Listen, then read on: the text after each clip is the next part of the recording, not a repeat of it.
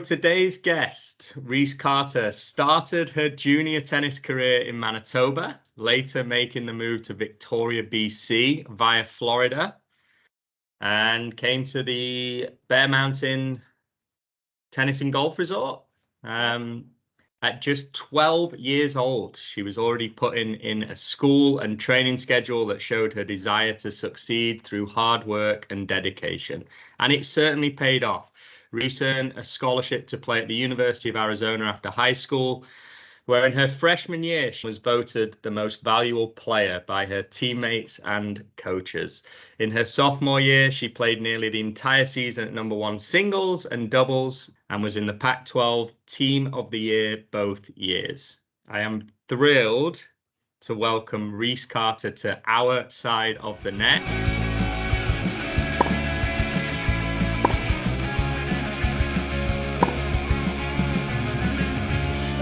Reese, how are you doing?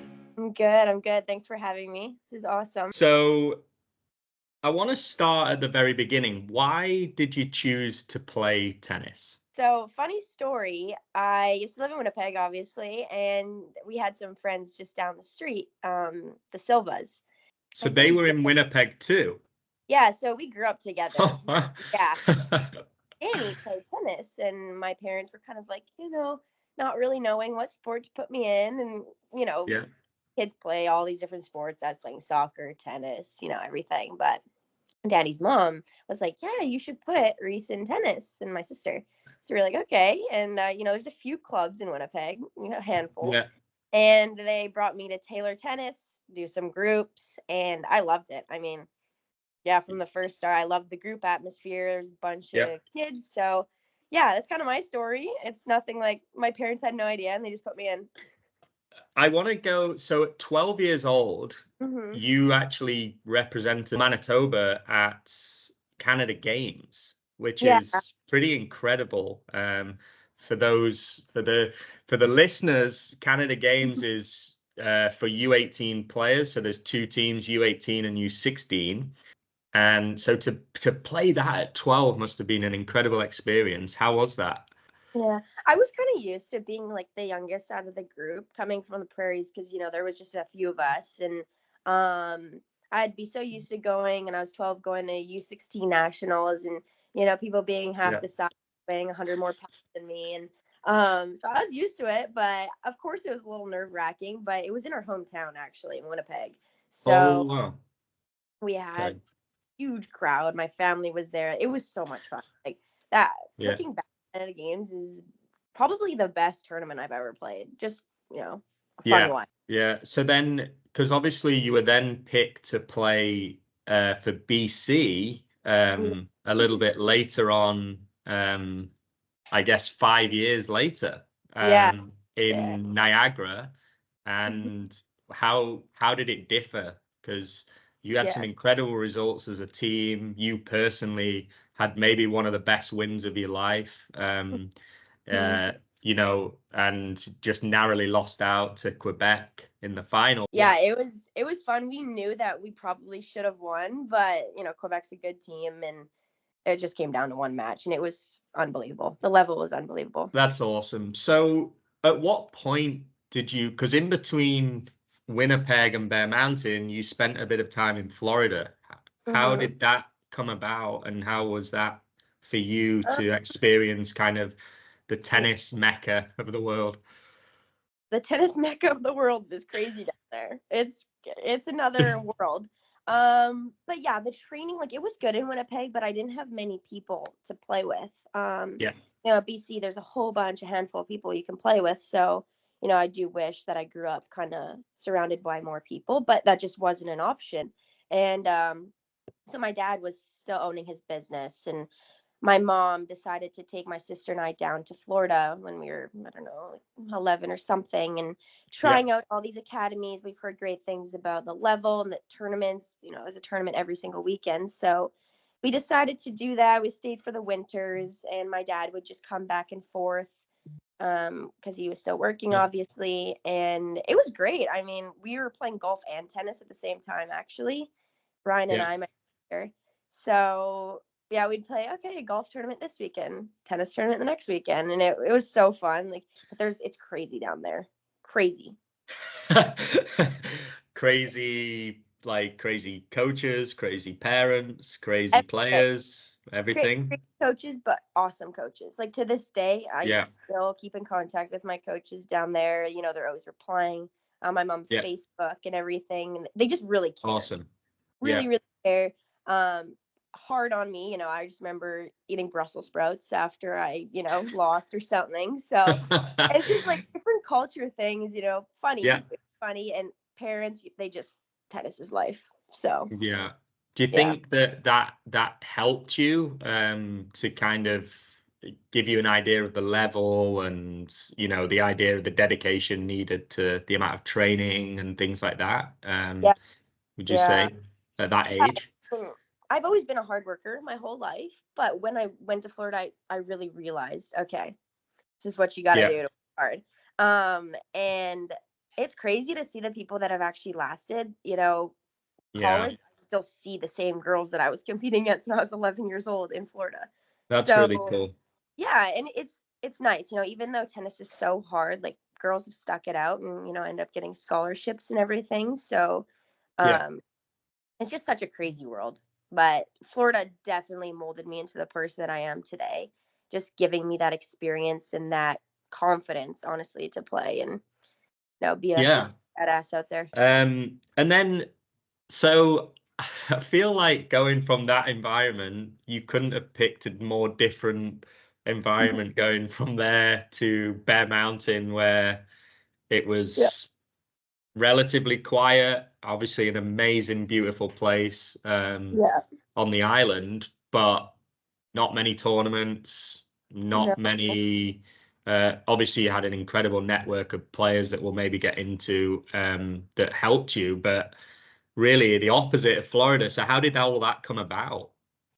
yeah. I don't. It was weird, honestly, because Florida made me such like an aggressive player, and I started being loud on the court. And then when I came back to Canada, no one really was like that.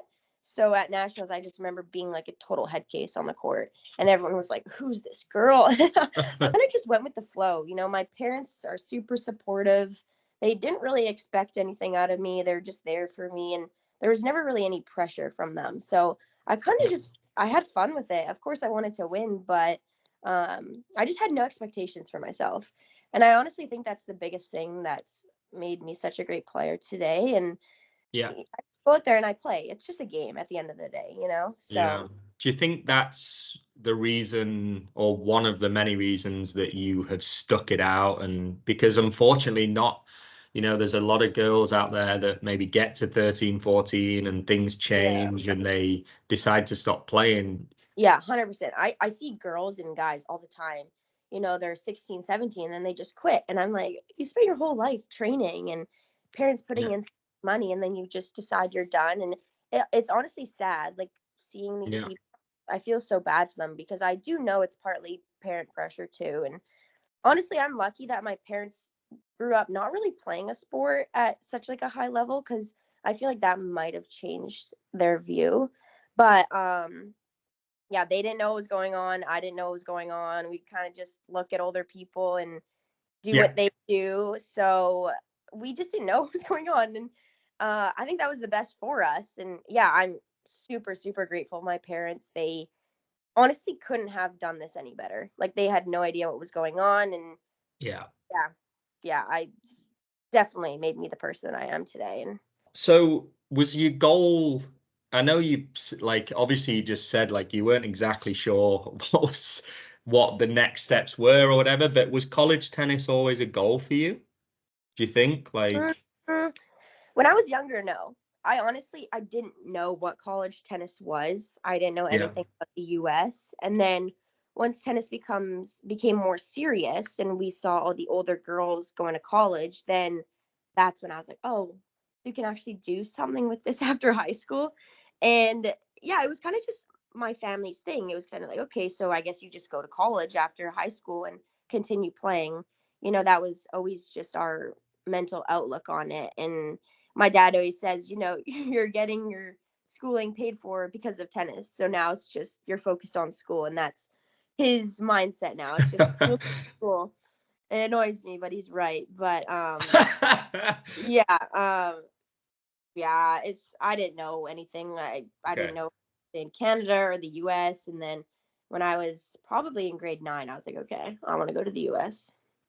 There must have been, some setbacks over the time that you were playing. Can you think of any that that there was some setbacks, whether it was injury? Obviously, COVID for your age Yeah, group I was was gonna a say that. big problem. Just how difficult was that during Yeah, that I've time? been lucky that I haven't really had any major injuries that have stopped me from playing. I've always taken care of my body pretty well, so I'm blessed that that never happened. But yeah, COVID was crazy. Canada rules, lockdowns were insane. Wasn't Yeah. even able to go to the bubble down the street and train. Like it was nuts. And then I was seeing all these girls my age, getting ready to go to college because this was in grade 11 where you kind of Yeah. start, grade 10 where you start deciding where you want to go. So all these girls were going to Europe and these crazy places I've never heard of, and getting an insane amount of points, and I'm just like, how are they doing this? I can't Yeah. even the freaking city right now. So that was hard. And then I wasn't able to visit colleges at all. So I blindly committed to Arizona. So it was hard. It was hard seeing all these girls competing and then getting these great offers from schools because, they just were going these places that I couldn't. Yeah. So it was hard mentally, but at the end of the day, every college is the same. You study and you play tennis. So Yeah. that's what I looked at, and I'm like, if they're good, if they're not good, we're all getting the same thing out of it. Whatever your goals are after college, if you want to go pro, if you want to go to med school, whatever, everyone has their own thing. But yeah, Yeah. it was hard. But then once I started realizing that, I'm like, okay, there's really nothing to be stressed about. And if coaches Yeah. want me, they want me. So And then when you actually get to college, how did you balance everything with your social life, your school, and then the pressure that is because at the University of Arizona there's an expectation to win for mhm. sure. And I obviously know the coaches are wanting to get the best out of their team. So how did you manage all that? Yeah, it was crazy because in high school, moving to BC, I was in a sports school where I went to school half the day and then I did my school online. So I was very much just tennis focused, and Yeah. I had a work life, but tennis was the priority. And coming to college, Arizona, there's a lot of things going on. You got the frat parties going on, when I'm walking to tennis, when I'm walking to class. So a lot of distractions. Yeah. But I handled it so well. Like I've always been a very mature person. I've always done my own things, and I'm Yeah. not very influenced easily. So it was a lot balancing it, but like colleges have so many resources. Like they have free tutorings, they have counseling, making sure you're taking the right courses, just Yeah. time management, people that help you, sports psychiatrists, they have everything. So I just utilized those resources and kind of made my Awesome. schedule, learned as I go. So So obviously pretty hot off the press, but you're moving closer to home I'm so from excited. Arizona to University of Washington, obviously another huge school in the Pac-12. So yeah, are you excited? I'm so excited. Yeah, I know the coaches, I know the team. It's going to be a crazy 2 years. I'm so glad that I get to spend my last 2 years of college there. Yeah, Danny grew up with her in Winnipeg, and now she's the assistant coach at Washington. Just so fun. I'm so excited. It's crazy though. Looking at her, I'm like, okay, you're my coach now. But uh, she's a great person. These people and Yes. coaches, all coaching staff really just care so much about the team. And yeah, I'm excited. It's definitely a new step in my life, but it's a good step. And yeah, Yeah, and then academically, what's your plans? What do you want to do? Maybe after you've finished playing tennis. I actually want to go to law school. So I've been wanting to go to law school for years now. It's always been my goal. I wanted to be a criminal lawyer actually when I was super young, but I don't want to Wow. do that anymore. I don't think I'll be good at that. So I'm leaning more towards family law, but I'm not still 100% set on what kind of law, but I'm going to law school. So That is awesome. Well, So very last question to finish Yeah. up. Okay. What would you say to 12-year-old Reese? If you could Ooh. have a conversation with 12-year-old Reese, what would you say to her? I would say everything works out and everything happens for a reason. Do not stress in the moment because whatever you think is such a big deal, it's not. I remember being so stressed out about this one final exam freshman year that I didn't do well on, and I thought it was the end of the world, but it's not. And I'm an overthinker personally. I overthink and I think I need to be good at every single thing that I do, but in reality, that is just not possible. So lowering my expectations for myself and honestly just taking day by day, just having fun in the moment. So That's great advice. Well, thank you, Reese. That was thanks, Carol. amazing. We will catch up soon. Yes, thank you. All right. See you later.